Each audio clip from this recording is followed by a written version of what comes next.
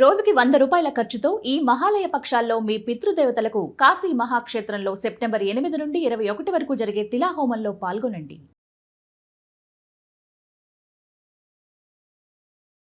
తాకట్లో ఉన్న మీ బంగారాన్ని విడిపించి ఆ రోజు ఆన్లైన్ రేటుకి కొంటాం. Sharma gold company. నమస్కారం, సుమన్ టీవీకి స్వాగతం. నేను మానస. ఈరోజు మనతో పాటు ఉన్నారు ప్రముఖ ఆధ్యాత్మికవేత్త శ్రీమతి డాక్టర్ భట్టిప్రోలు విజయలక్ష్మి గారు. వారితో మాట్లాడదాం. అమ్మ నమస్కారం. అమ్మా నమస్కారం అమ్మా. అమ్మ, ఇప్పుడు చాలా మంది అంటూ ఉంటారు, తమ పూర్వీకులు చనిపోయిన వాళ్ళు పదే పదే కలలోకి వస్తూ ఉంటారు అని చెప్తూ ఉంటారు. అసలు అలా పదే పదే మన పూర్వీకులు చనిపోయిన వాళ్ళు కలలోకి రావడానికి దేనికి సంకేతం అంటారు? అసలు ఎందుకు వస్తూ ఉంటారు అలా కల్లోకి? మన కళలు దాదాపుగా 90% మనం ఊహించుకునేవే మన కళల్లోకి వస్తూ ఉంటాయి. పొద్దున్న ఏదైనా సందర్భం గురించి ఆలోచిస్తే అది రాత్రి కళలోకి రావటం. అలాగే చాలా మంది చక్కటి నిద్రపోయే వాళ్ళ కళలు కూడా రావు. గాఢ నిద్రపోయే వారి కళలు కూడా రావు. ఈ స్వప్నావస్థలో వచ్చేటటువంటివి కొన్ని మాత్రమే స్వప్న సందేశాలు. అన్ని స్వప్న సందేశాలు కావు. బాగా గ్రహించుకోవాలి అందరూ. ఏవి స్వప్న సందేశం, ఏది స్వప్న సందేశం కాదు అనేది తెలుసుకోవాలి. అంటే ఇది అంతవరకు అసలు మనం కొంచెం కూడా ఊహించండి, కొంచెం కూడా ఆలోచించండి కనిపిస్తే కొత్త విషయం కనిపిస్తే అది ఆ పైన వారు ఎవరో మన కళలోకి ఎవరు వచ్చారు, దేవత కానీ పితృదేవతలు కానీ ఎవరైతే వారు మనకేదో చెప్తున్నారని ఊహించాలి. ఇక్కడ ఊహించేటప్పుడు పెద్దవాళ్ళు ఎవరైనా మనకి ఏమన్నా కళ్ళలోకి వచ్చినప్పుడు, అదే కదా అడిగారు మీరు, వచ్చినప్పుడు వాళ్ళకి ఏదన్నా ఒక తీరని కోరిక కానీ ఏదన్నా వాళ్ళు మనకి చెప్పాలనుకుంటే కానీ ఆ సందర్భంగా వచ్చి ఆ విశేషం చెప్పేసి వెళ్ళిపోతారని అదొక పేరు. ఇది కరెక్టే జరుగుతూ ఉంటుంది. కొద్దిమందికి పదే పదే వస్తుంది అంటే ఖచ్చితంగా అదేదో మనం అటెండ్ అవ్వాల్సిన విషయం అనమాట. అది దానికి గుర్తు చేస్తున్నారు అంటే పదే పదే అనే మాట అన్నాము కనుక అన్నిసార్లు వస్తుంది అంటే అది ఏదో అక్కడ లోపం జరిగింది, ఆ లోపాన్ని మనం సరిచేయాల్సిందే, పూరించాల్సిందే కనుక అది దాని మీద మనం ధ్యాస పెట్టి అది ఎవరినైనా ఇంటి పురోహితుల్ని అడిగితే వాళ్ళు ఏం చెప్పారో మనకి ఎవరికి వాళ్ళకే కదా. అది వాళ్ళ ఇంటి పురోహితుల్ని లేకపోతే ఇంట్లో పెద్దవాళ్ళు ఉంటారుగా, వాళ్ళని అడిగి అది పూర్తి చేయటమే. అది చేస్తే మళ్ళీ తర్వాత వాళ్ళు కనిపించిన సూచనలు కూడా ఉండవు. అసలు పితృదేవతలు అసంతృప్తిగా ఎందుకు ఉంటారు? ఎప్పుడు కూడా పితృదేవతలకి మనం చేయాల్సినటువంటి కొన్ని ఉన్నాయి, కొన్ని తప్పనిసరిగా మనం తీర్చాల్సిన రుణాలు కొన్ని ఉన్నాయి.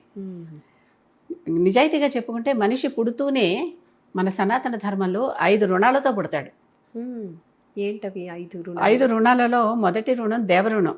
ఆ దేవతలన్నీ మనకి ఇస్తేనే కదా మనం ఇలా ఉన్నాం కనుక దేవతా పూజ చేసి ఆ రుణం తీర్చాలి, దేవతా ఆరాధన చేసి రుణం తీర్చాలి.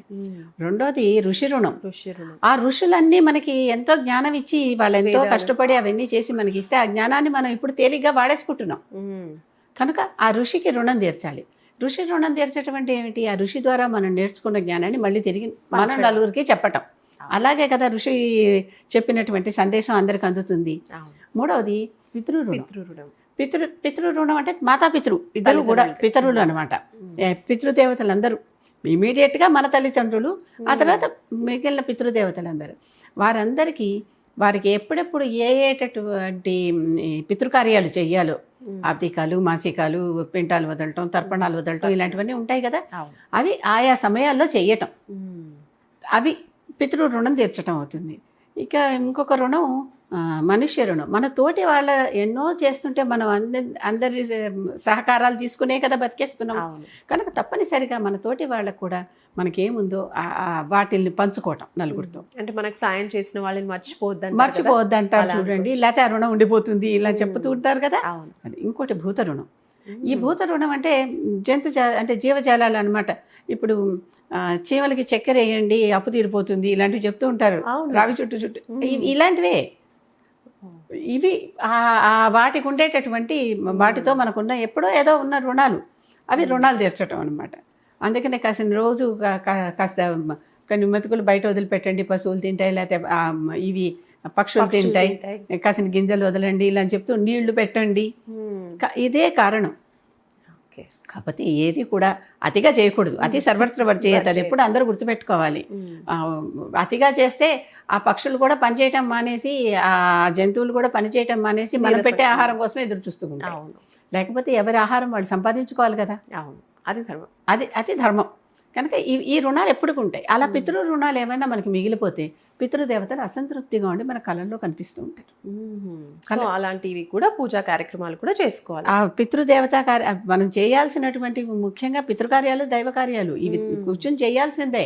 ఖచ్చితంగా అవి చేయకుండా వదిలేస్తే పితృదేవతలు అసంతృప్తిగా ఉండి ఏదో ఒక రకంగా కనిపిస్తూ ఉంటారు. ఈ ఇప్పుడు మహాలయాలు రాబోతున్నాయి, అప్పుడు కూడా ఈ పితృ రుణాలు తీర్చుకునేటటువంటి సందర్భం చాలా చక్కగా మనకు కనిపిస్తుంది. ఈ పితృ రుణాలు తీర్చకపోతే వాళ్ళు వచ్చి నిరాశగా వెనక్కి వెళ్తారు. అది తప్పు కదా. మన ఇంటికి ఎవరైనా వచ్చారు, వాళ్ళకి మనం అంటే ఆకలి కొని అన్నం కోసం వచ్చారు అనుకుందాం ఫర్ ఎగ్జాంపుల్. అది మనం అన్నం పెట్టలేదు ఆ రోజు వాళ్ళకి, వాళ్ళు ఎంతసేపు వాళ్ళు అడగలేరు, మనం పెట్టలేము. ఇక్కడ పితృదేవతలు ఎక్కడో ఉన్నారు, మనం పెట్టలేకపోతున్నాం. కనుక తల్లిదండ్రులకు ఇవ్వాల్సినటువంటి పిండాలు ఆ సమయంలో వాళ్ళకి ఇవ్వాల్సిందే. గైలో ఒక చిన్న కథ చెప్తారు. అక్కడ ఒక ఆలయం కూడా ఉంటుంది. సీతాదేవి దశరథుడికి పిండం పెట్టడం. దశరథుడు వచ్చి వీళ్ళు గైకి వెళ్ళారు వనవాసంలో తిరుగుతూ. తండ్రి పోయిన సమయం కనుక ఆ సమయానికి తండ్రికి అద్దెకం పెట్టాలని రాముడు అనుకుంటాడు. లక్ష్మణుడు రాముడు ఇద్దరు ఉన్నారుగా. అనుకున్నాక వాళ్ళు వనవాసంలో తిరుగుతున్నారు. అప్పటికి ఇంకా సెటిల్ కాలే చోట ఏమీ లేవు వాళ్ళ దగ్గర. ఓ పురోహితుడిని తీసుకుని ఏమేం కావాలో తీసుకొస్తామని చెప్పి వాళ్ళు బయటికి వెళ్ళారు. సీత ఒక్కతే అక్కడ కూర్చొని ఉంది. సమయం అయిపోతుంది. పితృదేవతలకి సమయం మధ్యాహ్నం 12. ఆ సమయానికి దశరథుడు వచ్చేసాడు పెట్టమని. దశరథుడు వచ్చేసాడంటే మీ అబ్బాయి లేడండి, బయటికి వెళ్ళారు, ఇలా సామాన్లు తెస్తారు, కాసేపు ఉండండి, వచ్చాక పెట్టేస్తారు, మీ అబ్బాయి మీకు పెడతాడంటుంది. ఈ లోపల నా సమయం అయిపోతుంది కనుక నువ్వు పెట్టు అంటాడు దశరథుడు సీతని. అంటే అప్పుడు సీత దగ్గర ఏవి సంబారాలు లేవనే కదా వెళ్ళారు, ఇప్పుడు నేను పెట్టానంటే ఏం పెట్టాలి, స్త్రీ పిండం పెట్టచ్చా అనేదానికి ఇది ఒక ఉదాహరణ మనకి. భర్త ఉండంగా అంటే పక్కన లేడు, ఉన్నాడు కానీ పక్కన లేడు, సమయానికి లేడు కనుక ఏం చేయాలి మరి అంటే అక్కడ ఇసుక ఉంది కదా నది ఒడ్డున, ఫల్గు నది అని ఓ నది ప్రవహిస్తూ ఉంటుంది పీలగా. ఆ నది ఉంది. అప్పుడు బాగానే ఉండేది సీత సమయంలో నది. ఆ పిండం ఆ ఇసుక పిండమే పెట్టమంటాడు నాకు. అంటే భావం ముఖ్యం, వస్తువు కాదు. ఆ ఇసుకనే పిండంగా చేసి సీత దశరథుడికి ఇస్తే దశరథుడు అది తీసుకుని తృప్తిగా వెళ్ళిపోతాడు. వెళ్ళిపోయాక మర్రి చెట్టు చూస్తూ ఉంటుంది. ఇదంతా ఆ నది చూస్తూ ఉంటుంది. అక్కడ ఒక ఆవు ఉంటుంది, అది చూస్తూ ఉంటుంది. ఇంకేం సాక్ష్యాలు లేవు. రాముడు వచ్చి పెట్టకపోతే నేను పెట్టేశాను, మీ నాన్నగారు వచ్చారు వెళ్ళిపోయారంట. అదేమిటి ఎలా పెట్టావు అని సాక్ష్యం ఏది అంటే అప్పుడు ఇగో ఇవే ఉన్నాయంట. ఫల్గునదేమో సమాధానం చెప్పదుట. అప్పుడు చెప్పిస్తుంది సీత, నా సాక్ష్యం చూసి కూడా చెప్పనందుకు నీకు ఎక్కువగా ప్రవాహం ఉండదు, ఇవాళ నుంచి ప్రవాహం తగ్గిపోతుందని. ఇప్పటికీ సన్నగా పేలగానే ఉంటుంది అన్నది అక్కడ. అలాగే మర్రి చెట్టు నీ ఆకులు ఎవరు భోజనం చేయకూడదని చెప్తుంది. ఇప్పటికీ ఆ చెట్టు కిందే తద్దినాలు పెడుతూ ఉంటారు. అంటే అదే చెట్టు ఉండదు ఇప్పటికీ, పోయినా ఆ చెట్టు అలాంటి చెట్టు కిందే తద్దినాలు పెడుతూ ఉంటారు గైలో.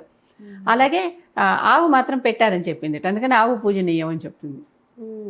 కనుక ఈ రకంగా వాళ్ళు వచ్చినప్పుడు పెట్టకపోతే వాళ్ళు నిరాశగా వెళ్ళిపోతే, ఇప్పుడు దశరథుడు నిరాశగా వెళ్ళాల, సీత పెట్టింది, సంతృప్తిగా వెళ్ళాడు. అందుకని యథాశక్తి ఆ సమయానికి మనం చెయ్యగలిగేది.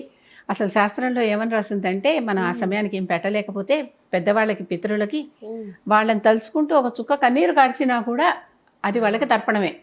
అందుకని ఏదేదో చెయ్యాలని అవన్నీ చెయ్యండి, వేరే విషయం. కానీ ఇది చేసినా కూడా దాంతో సమానమే. ఎప్పుడు అవేవి లేనప్పుడు ఎలాగో బాధపడుతూ ఉంటారు కదా చేయలేకపోయామని, ఆ చిన్న కన్నీటి చుక్క కూడా దానికి పరిష్కారం అని తెలియజేశారు. అది పితృదేవతల కంటే అది రైట్ అమ్మా, చాలా బాగా చెప్పారు. ఇంత తృప్తి పడ్డాకే వాళ్ళు మనకి కనిపించటం కానీ అవేమి ఉండవు. రైట్ అమ్మా, ధన్యవాదాలమ్మా, నమస్కారం. చూసారు కదండి, పదే మన పితృదేవతలు లేదా మన గతించిన పూర్వీకులు కళ్ళలోకి వస్తూ ఉంటే గనక అది దేనికి సంకేతం, ఎందుకు కారణాలు ఏంటి, ఇలాంటి విషయాలన్నీ కూడా స్వయంగా ఒకరికొకరు తెలుసుకోవడం. కాకపోతే ముఖ్యంగా అంటే ఏదైనా ముఖ్య కారణం ఉంటే కనుక అలా జరుగుతుంది, లేదంటే వాళ్ళకి చేయాల్సినటువంటి కర్మలు కరెక్ట్గా చేయకపోవడం వల్ల కూడా అలా జరిగే అవకాశాలు ఉన్నాయి. కాబట్టి తప్పకుండా మహాలయ పక్షాల్లో అవన్నీ కూడా చక్కగా నిర్విఘ్నంగా పూర్తి చేయాలి అని మనకి తెలియజేస్తూ ఉన్నారు. చూస్తూనే ఉండండి సుమన్ టీవీ. నమస్కారం.